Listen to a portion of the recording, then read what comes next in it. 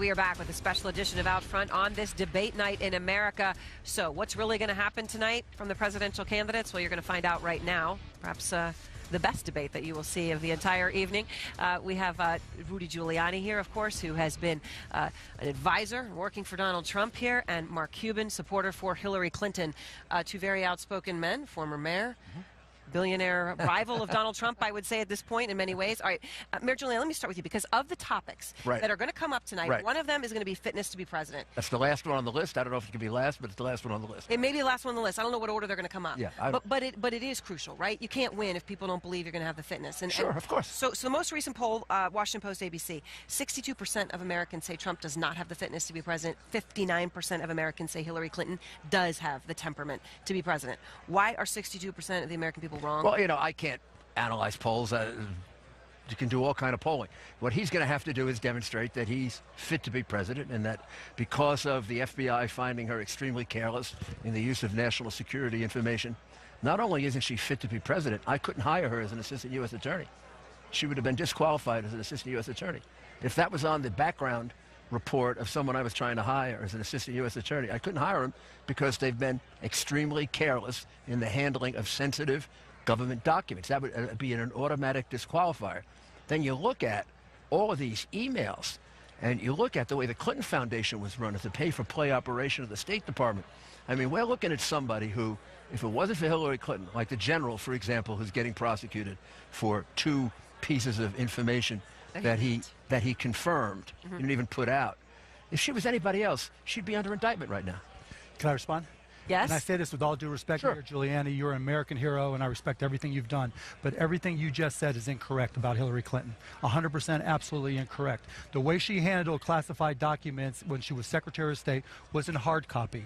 The only emails that she dealt with were emails that came her way but were up-classified, and as we know, they're subject to a lot of discussion about what truly is classified. The government has made an effort to have less classified documents, so a big argument could be made about what's classified. And the same thing applies to the foundation. They actually do good work.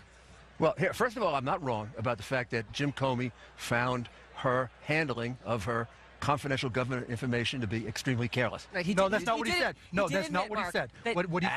What he said was the group was. He didn't point to her specifically. He said what the group was careless and how they handled the server.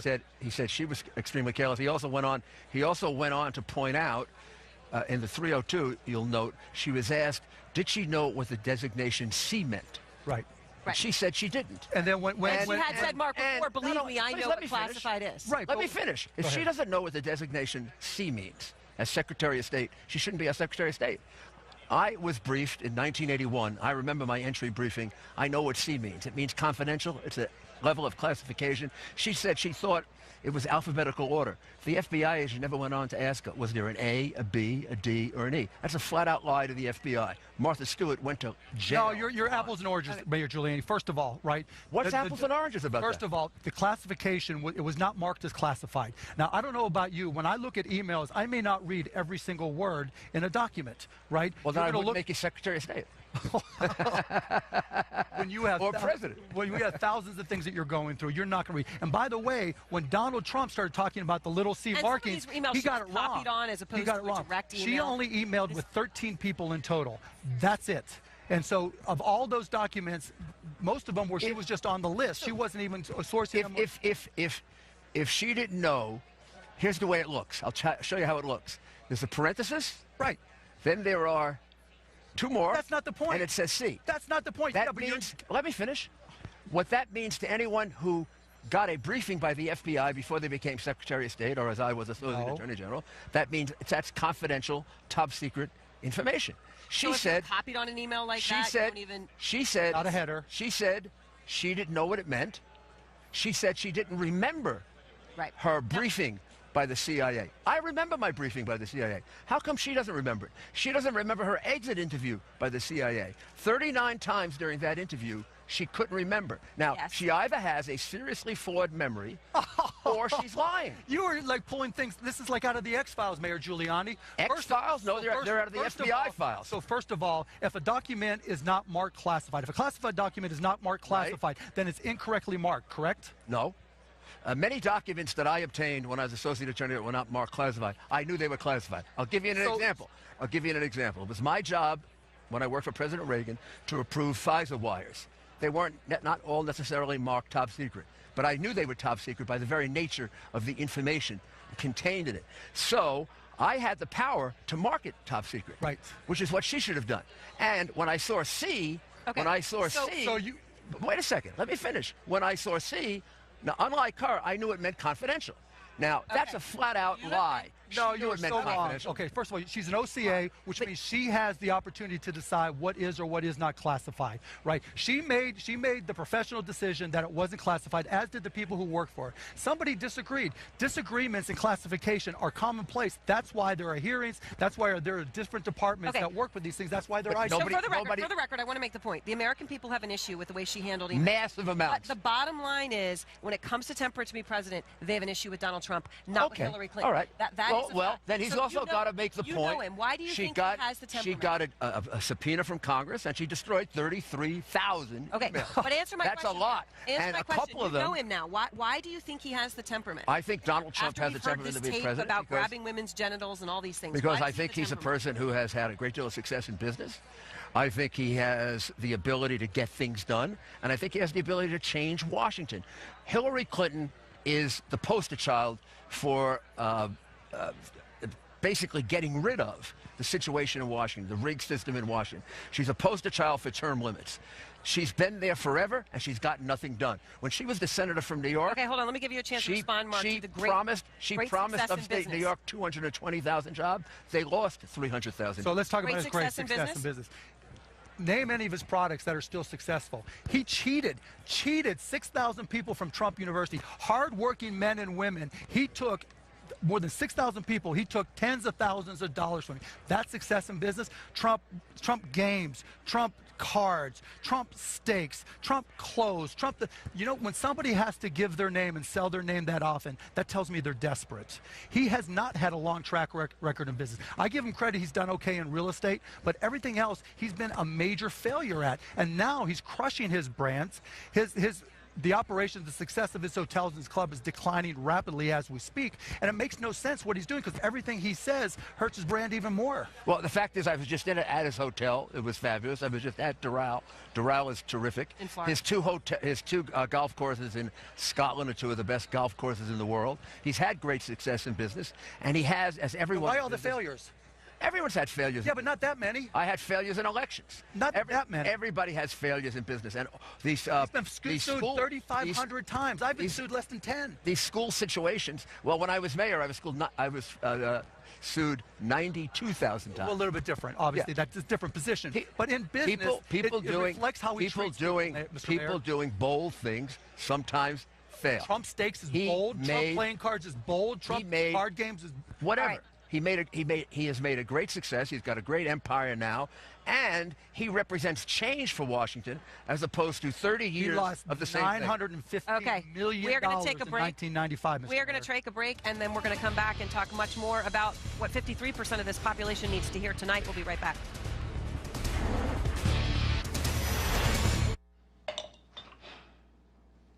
Mind making a run? I got it.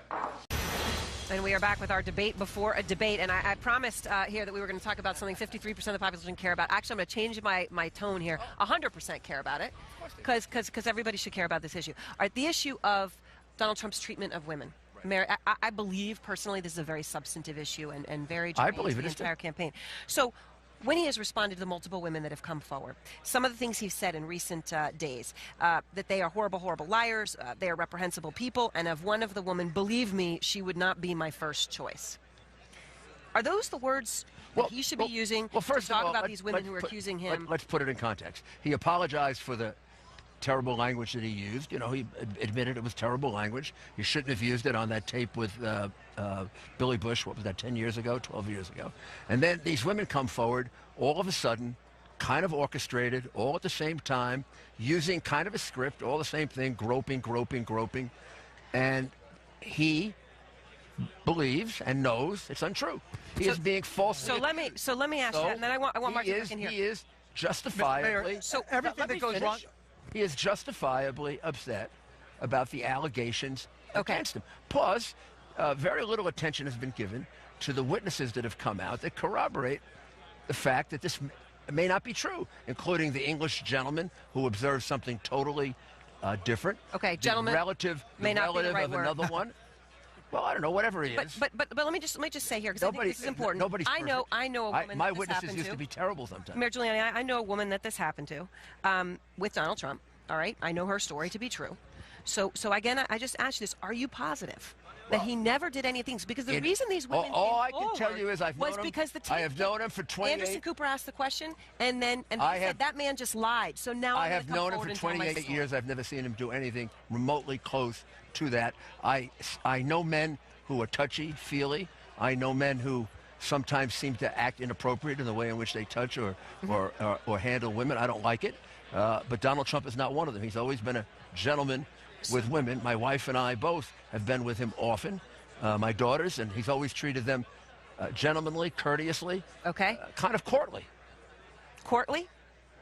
I mean, do you believe him, or do you believe these now at least 9 women who have come forward? No, I mean, who knows if it's all true, but I know 2. Right, that it won't come forward. And I know with absolute certainty, they told me back in 2000, her boyfriend and her, she's not going to come forward. I know there's another woman happened in Chicago 2 years ago. Neither one was sexual assault. In one case, he walked into a massage room where she was under a sheet getting a massage and hit on her. Another case, it was a rude comment in an elevator. But it's not even, to me, when something goes wrong for Donald, he never owns it. Right? He didn't come out and say, you know what, I've made mistakes in my past. It's always a conspiracy theory. It's always somebody is out to get him. True. That's not true. What does he own, Mr. Mayor? Well, he's owned the fact that that tape recording was inappropriate. Well, because there's a tape. He has no choice. Correct, and it was the wrong thing to do. How can you disavow a tape? And he's apologized. So let me ask the question to you this way. And earlier on, he apologized if he had heard anyone in some of the comments that he had made around the time of the con incident. So I understand you believe him. If you changed your mind, or someone came to you and told you it was a story you believed, would it change your support for Donald Trump? If all of a sudden tonight something happens and you know that he did these things. If somebody came to you and said Hillary Clinton murdered someone and you believed it, would it change your mind about it? Yes. Okay. So yeah, but that's a hypothetical situation. So he answered the hypothetical. Would the answer is I don't believe it. I don't believe it. So you're not going to answer the hypothetical. I do not believe it. He's my friend. I know him. I've seen him with women. In fact, my wife will tell you this is one of the last things you would think of Donald Trump, of the bad things you might think of him or the inappropriate things, and I don't think many bad things of him at all. But the reality is this is the last thing you would think of. So I just want to be clear, Mark, when you talk about your examples, these are people one was a friend, the other one was a friend of a friend, right? A secondhand. The first one was a friend who was dating a friend of mine, and they told me the story contemporaneously. Okay. I'd forgotten about when it happened. So, and I'd forgotten about it until he got back in touch with me. Another one was a woman who contacted me and told me the story because she knew of my interest. And I asked her, would you consider coming forward? She said no, and I just left it at that. The other woman is married, kids, doesn't want to deal with it, and I don't blame her. I wouldn't interject her in You've known Donald Trump also for a long time. Not incredibly close friends, but you know him, and obviously you both are reality television stars. Do you believe him? Which part? You don't believe this, right? You believe the women. I believe the women. Yes, sir. Yes, ma'am. Yeah, without question. So, of course, on this standard, Bill Clinton should have been removed from office. And if he was running, it'd be an issue. But I mean, but on this standard, Bill Clinton did far worse than anything Donald Trump is accused of. And of course, we can't corroborate those. No. I don't know. We can corroborate a few. But he's not running, Mr. Mayor. He's not running. I'm talking about the stories that Mark was saying. We can't corroborate the. But we can corroborate Monica Lewinsky taking advantage of an intern is something you get fired for as the CEO of a company. So you would say to me. So why does that matter for Clinton should have been thrown out. Why do you believe that Clinton matters? Should have been thrown out of office. But why does it matter for her? Well, it matters because you've got to deal with these things equally and fairly, and you're not. But she's not the one who. Well, what about the one they gave the $185,000 to? Assaulted anyone or allegedly assaulted anyone? But he didn't just assault someone; he had sex with her. He went beyond that. Right, but I'm saying that wasn't her. I'm just saying that wasn't her, and he he's took not advantage of an intern. He is not running, and it was okay for him to be in office. I mean, that was okay. Let him stay in office. So now we're going to question Melania, Mrs. Trump, and how she dealt with it. Melania Trump dealt with it by saying that she accepts his explanation of it. Not the point. Not the point. We shouldn't judge her for dealing with such a difficult situation any more than we should judge Hillary Clinton for something her husband did 20 years ago. Well, these women who came forward a few weeks ago said she attacked them. You can see it in books, in Stephanopoulos' book, in the half-novelized Joel Klein book.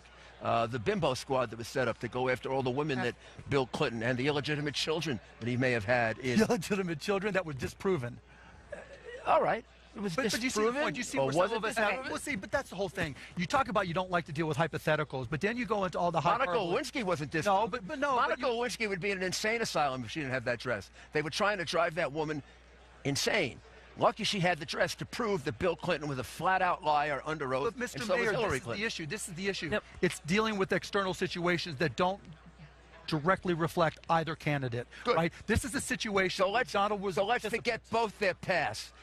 And let's talk about the future. Who would be better for the future? Somebody who lowers taxes or somebody who raises taxes? So let's talk about the taxes. Someone who renegotiates trade deals or someone who accepts. Okay, so let's talk about someone who stands up to ISIS and is willing to say Islamic extremist terrorism and puts us on offense so we stop being on defense. We have had more Islamic by the way, has used those attacks. words. She has used Islamic forced by It's Barack Obama who doesn't. So can we talk about taxes first?